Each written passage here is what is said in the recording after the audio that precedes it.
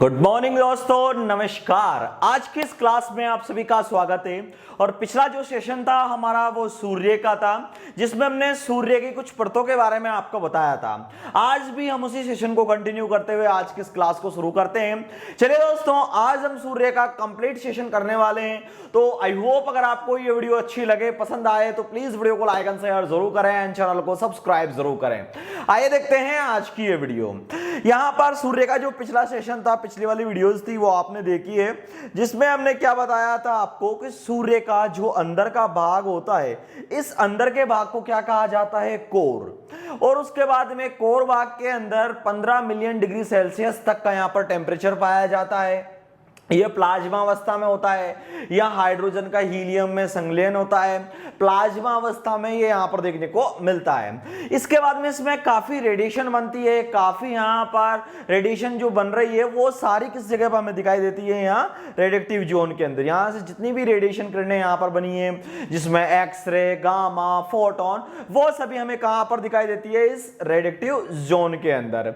इसके बाद में यहां से काफी जितने भी यहां पर किरणें होती है रेडिएशन वाली, उन सभी को ये रेडिएक्टिव जोन यहां पर उसको कवर कर लेता है। इसके बाद में कुछ इंपॉर्टेंट होती है, जैसे फोटोन, जो कि सूर्य का प्रकाश यहां पर आता है, वो ही यहां से निकलता है, लेकिन इसका हाईली टेम्परेचर होता है। इसीलिए यहां पर एक और परत में देखने को मिलती है सूर्य की, जिसे यहां पर कन्वेक्शन जोन या कन्वेक्टिव जोन भी कहा जाता है, जिसमें यहां पर हाइड्रोजन की सेल्स पाई जाती है।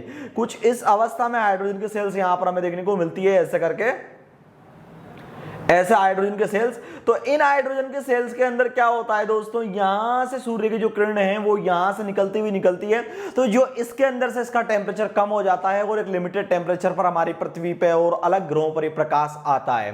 तो ये कुछ इस टाइप का यहां पर देखने को मिलता है। वैसे ही मैं आपको बताऊं तो यहां पर फिर हमने इसके बाद में एक बात और करी थी आपके सामने पिछले वाले सेशन में, सौर ज्वाला की। सौर ज्वाला क्या होती है? जो सूर्य से हाई टेम्परेचर वाली किरणें होती है, यानी जब सूर्य के अंदर काफी हलचल होती है और उन हलचल के कारण सूर्य से काफी हैवी तापमान में, बहुत ही ज्यादा अधिक तापमान में यहां से सूर्य से जो किरणें निकलती है उसे सौर ज्वाला कहते हैं। वो यहां से चीरती हुई या सीधी इस एरिया से चीरती हुई बाहर की ओर निकलती है, जिसे सौर ज्वाला कहा जाता है। इसका टेम्परेचर 7,000 डिग्री सेल्सियस से ज्यादा होता है। किसका? सौर ज्वाला का। सौर ज्वाला आपको यहां पर देखने को मिलती है। तो इसका टेम्परेचर बहुत ही हैवी यहां पर हमें देखने को मिलता है दोस्तों, 7,000 डिग्री सेल्सियस तक का। इसी के साथ जब ये सौर ज्वाला, अगर इसका कम टेम्परेचर है तो सूर्य इसको वापस रिटर्न खींच लेता है सूर्य के गुरुत्वाकर्षण बल के कारण। लेकिन कभी कभार जब ये इसका ज्यादा हैवी टेम्परेचर होता है तो ये सूर्य से बाहर की ओर निकलती है और दूसरे ग्रहों पर प्रवेश करती है।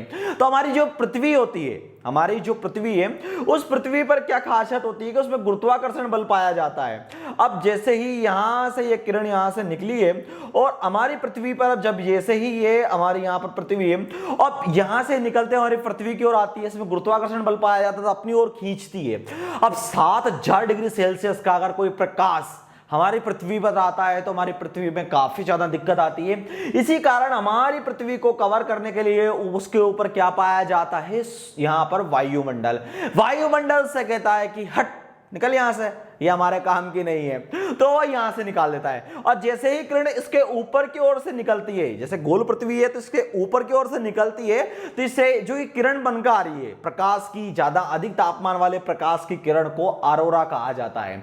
और ये अगर अरोरा ज्यादा हैवी टेम्परेचर का है, मतलब अरोरा अगर पृथ्वी ने ऊपर की ओर धकेला है तो बोरियोलिस अरोरा कहलाएगा, और दक्षिण में नीचे की ओर भेजा है तो अरोरा ऑस्टेरियोलिस।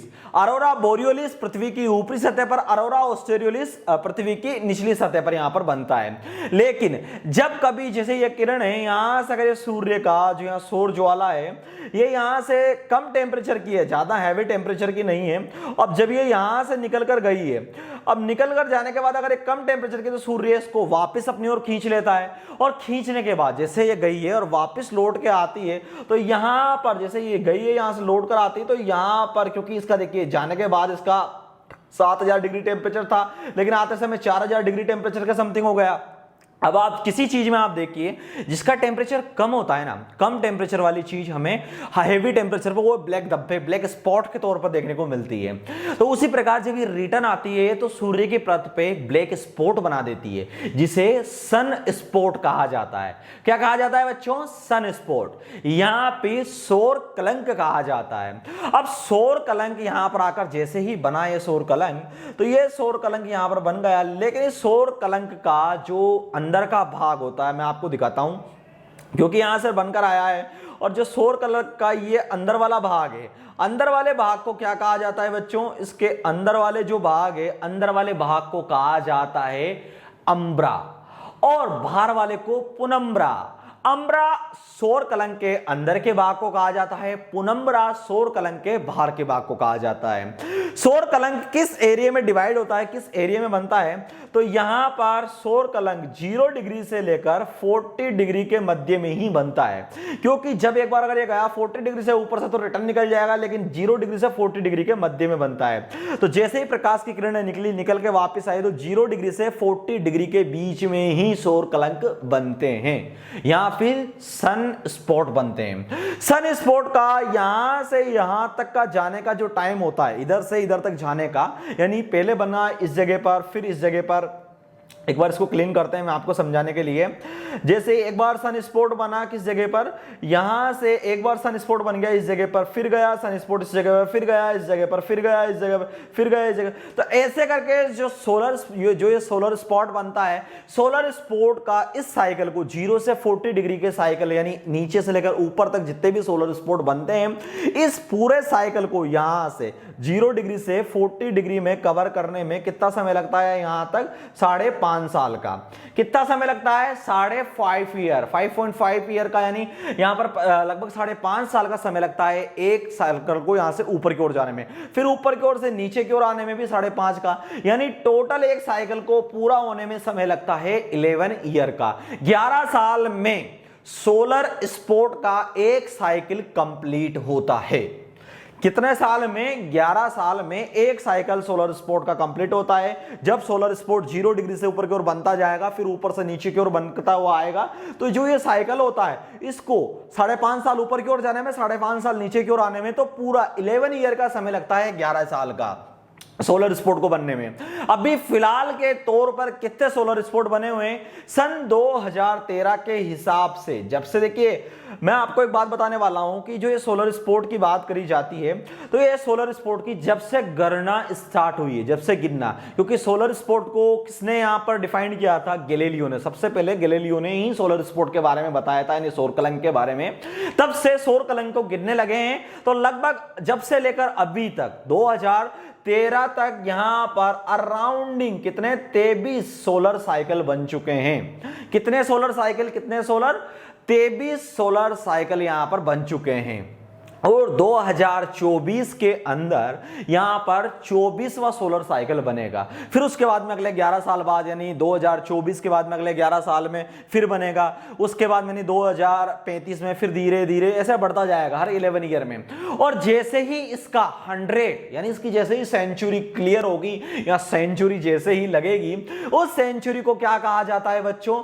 यहां पर जो सोलर की, या जो सोलर स्पॉट है, सोलर ब्लैक स्पॉट या सोलर स्पॉट साइकिल की 100 ईयर की जो सेंचुरी होती है, उसको कहा जाता है बच्चों सोलर इवेंट, या फिर सन इवेंट। सोलर इवेंट कैसे कहा जाता है?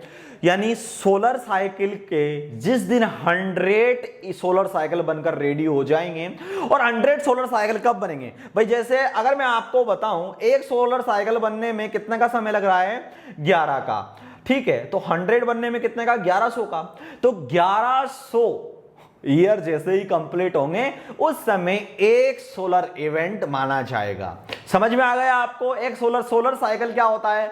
सूर्य का, यानी सूर्य में 0 डिग्री से लेकर 40 डिग्री के बीच में बनने वाले जितने भी सौर कलंक या फिर सन स्पॉट, यहां पर सोलर स्पॉट साइकिल बनते हैं, हर एक सोलर स्पॉट में 11 साल का समय लगता है। और हर एक स्पोर्ट मतलब पूरा एक साइकिल में 11 ईयर का यानी 11 ईयर का समय लगता है और हर 11 ईयर में एक सोलर साइकिल कंप्लीट माना जाता है। तो ऐसे ही 100 सोलर साइकिल जिस दिन कंप्लीट होंगे उस समय सोलर इवेंट कहलाएगा। क्या कहलाएगा? 100 सोलर साइकिल को सोलर इवेंट कहा जाता है जो कि 1100 वर्ष में पूरा होगा।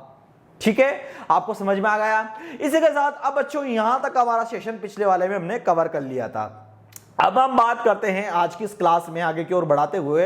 अगर आपने पिछले वाला सेशन नहीं देखा हो तो वो जरूर देखें। तो अब क्या है कि सूर्य का ये तो अंदर की परतें हमने पढ़ ली थी, अब सूर्य की बाहर की परतें पढ़ते हैं। सूर्य के अंदर बाहर की ओर भी, जैसे सूर्य के अंदर 3 परतें पाई जाती है, कोर, रेडिएक्टिव जोन या रेडिएशन जोन या कन्वेक्टिव जोन या कन्वेक्शन जोन।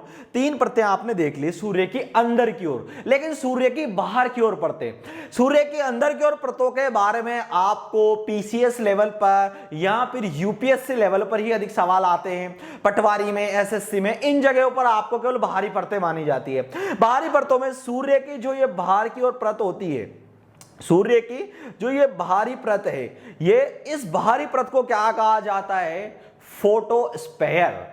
क्या कहा जाता है बच्चों? फोटोस्फीयर। सूर्य की बाहरी परत को कहा जाता है फोटोस्फीयर यानी कि प्रकाश मंडल। जैसे ये सूर्य, इसके बाहर को जितना भी प्रकाश है ना, उस प्रकाश को प्रकाश मंडल कहा जाता है। सूर्य के बाहर की ओर दिखने वाले प्रकाश को प्रकाश मंडल कहा जाता है। और उस प्रकाश मंडल का अंदर की जो परत होती है उसको क्या कहा जाता है? क्रोमोस्फीयर। क्रोमोस्फीयर यानी वर्णमंडल।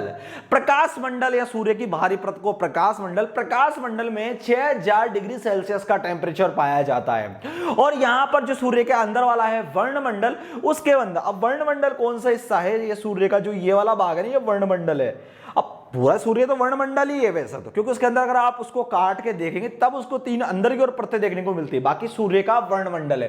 वर्णमंडल वाला जो भाग है इसमें 3200 डिग्री सेल्सियस का टेम्परेचर यहां पर देखने को मिलता है और प्रकाश मंडल में 6000 डिग्री सेल्सियस का टेम्परेचर देखने को मिलता है। प्रकाश मंडल के जिसे फोटोस्फीयर कहा जाता है, वर्णमंडल को क्रोमोस्फीयर कहा जाता है।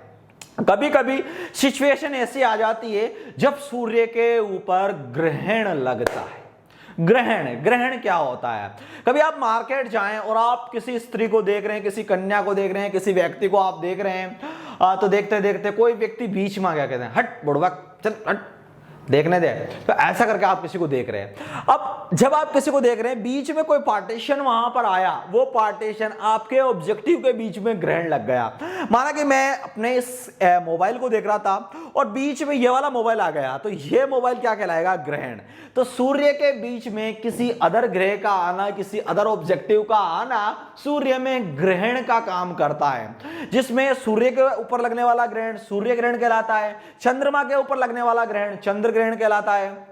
तो जब सूर्य ग्रहण लगता है, उसे ग्रहण को सूर्य ने, जैसे ही यहां पर सूर्य ग्रहण लगा तो ये जो सूर्य है, सूर्य को बिल्कुल ही कवर कर लिया। कभी कभार ही सूर्य को पूरा ढकते हैं, बाकी सूर्य के अंदर कभी हाफ कभी कुछ ऐसा ग्रहण लगता है। तो सूर्य के अंदर जो ग्रहण लगता है और ग्रहण लगने के बाद जो यहां पर ये प्रकाश की आभा हमें यहां पर देखने को मिलती है, प्रकाश देखने को मिलता है कुछ इस टाइप से। यहां पर हमें प्रकाश देखने को मिल रहा है, इस जगह पर ये प्रकाश मैं आपको दिखाऊं, ये वाला जो प्रकाश हमें यहां पर देखने को मिलता है, ये वाला प्रकाश, इस प्रकाश को क्या कहा जाता है? कोरोना। क्या कहा जाता है बच्चों? कोरोना। कोरोना इसलिए क्योंकि सूर्य का जो प्रकाश ग्रहण के बाद में जो प्रकाश देखने को मिलता है, उस प्रकाश को कोरोना कहा जाता है, जिसका टेम्परेचर 27 लाख डिग्री सेल्सियस होता है।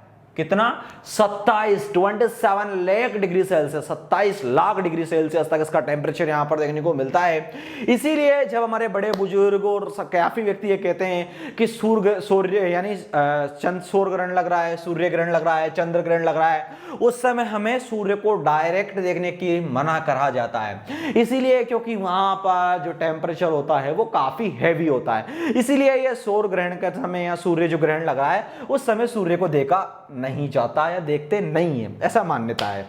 तो ये हो गया सौर ग्रहण। सूर्य ग्रहण के अंदर 27 लाख डिग्री सेल्सियस का टेम्परेचर पाया जाता है। और वैसे तो ये जो क्रोमास्फेयर है, वर्णमंडल है, वर्णमंडल के अंदर जो टेम्परेचर यहां पर हमें देखने को मिलता है वो टेम्परेचर देखने को मिलता है अराउंडिंग 32,000 यानी 32,400 यहां पर हमें देखने को मिलता है। लेकिन भाई हमें यहां पर जो टेम्परेचर देखने को मिलता है वो 32,400 को देखने को मिलता है।